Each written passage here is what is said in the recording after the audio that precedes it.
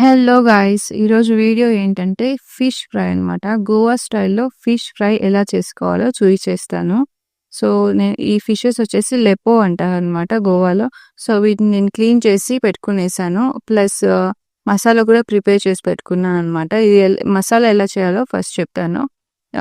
ఉప్పు, కారం, పసుపు, ఇంకా ధనియాల పొడి, ఇంకా గరం మసాలా ఇవన్నీ చింతపండు రసంతో మిక్స్ చేసి పెట్టుకున్నాననమాట.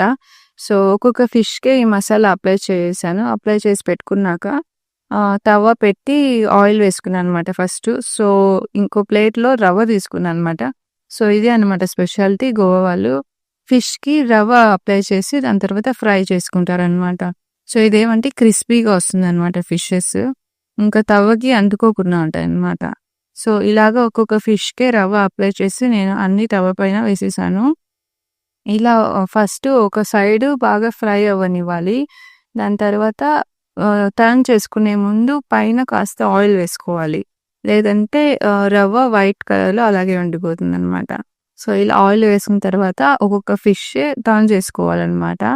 సో, అన్నీ అలా టర్న్ చేసి పెట్టుకునేసి ఫ్రై చేసుకునేయాలి. సో, అంతే మీకు ఫ్రై అయిందనిపించినప్పుడు ఇంకా తీసి బౌల్‌లో సర్వ్ చేసుకునేయడమే.